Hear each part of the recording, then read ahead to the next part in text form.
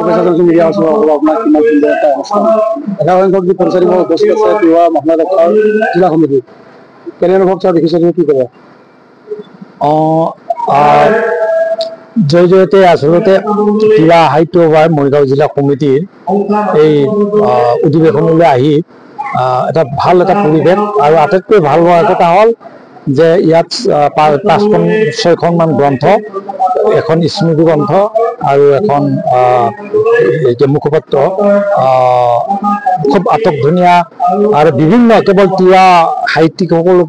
সকলোৰে নহয় অসমৰ বিভিন্ন জাতি জনগোষ্ঠীৰ লেখকসকলেও সেই তাতে কন্ট্ৰিবিউট কৰিছে মানে তাত প্ৰবন্ধ পাতি লিখিছে গতিকে যদিও আমি ভাবি লওঁ যে এইটো তিৱা সাহিত্য সভা আৰু মৰিগাঁও জিলাৰ মাজতে আবদ্ধ কিন্তু এইটো নহয় এইটো মানে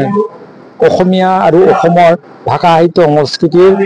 চৰ্চাৰ কাৰণে এইটো এটা ভাল এটা মঞ্চ আৰু আজি ইয়াত কেইবাগৰাকীও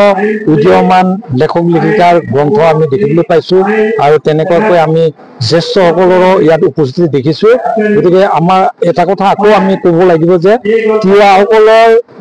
যিটো তিৱা সাহিত্য সভা কিছু ক্ষেত্ৰত চালুকীয়া আৰু তিৱা ভাষাটো যিমান চৰ্চা হ'ব লাগিছিল ইমান চৰ্চা হোৱা নাই আমি ইয়াৰে কাৰ্যসূচীবিলাক অসমীয়াতে হৈ আছে আৰু সৰহসংখ্যক তিৱা সাহিত্যিকসকল অসমীয়া সাহিত্যিক তাৰমানে একেলগে তেওঁলোকে নিজৰ মাতৃভাষা আৰু অসমীয়া দুয়োটা সমান্তৰালভাৱে সাহিত্য চৰ্চা কৰি আছে গতিকে এইটো এটা খুব শলাগিবলগীয়া এটা মানে তেখেতসকলৰ এইটো শলাগিবলগীয়া এটা কাৰ্য বুলি মই গণ্য কৰোঁ যিহেতু আপুনি বিভিন্ন লেখামেলৰ জড়িত এই ক্ষেত্ৰত আপুনি কি হোৱাৰ বিচাৰে সাহিত্য সভা যিটো উত্তৰণৰ ক্ষেত্ৰত তিৱা সাহিত্য বা উত্তৰণৰ ক্ষেত্ৰতো দুটাই এটাটো আজিকালি আটাই কৈছে যে পঢ়ুৱৈৰ অভাৱ আৰু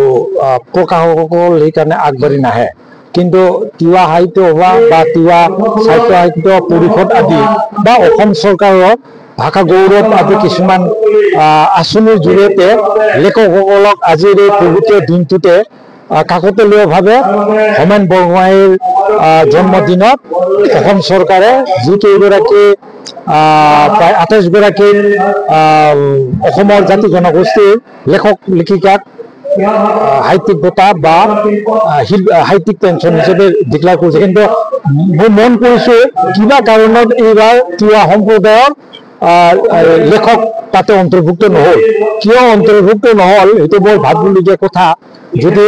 জাতি জনগোষ্ঠী আমি প্ৰায়বোৰ জাতি জনগোষ্ঠীৰ আমি প্ৰতিনিধিত্ব কৰা দেখিবলৈ পাইছো উজনি নামনি জিলা ভিত্তিত পাইছো হয়তো মৰিগাঁৱৰ পৰিচয় নাই মই এইমাত্ৰ মই ক'ব নোৱাৰিম কিন্তু তিৱাসকল অসমীয়া সাহিত্যিক হিচাপেও তিৱা সাহিত্যিক হিচাপেও দুয়োটা ফালৰ পৰাই যেন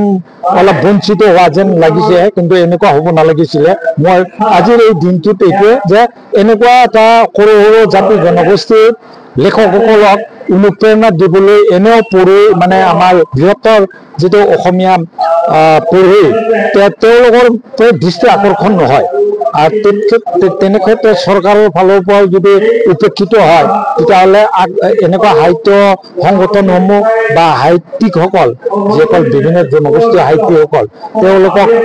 কেনেকুৱাকৈ সকাহ দিব এইটো এটা ভাবিবলগীয়া প্ৰশ্ন ধন্যবাদ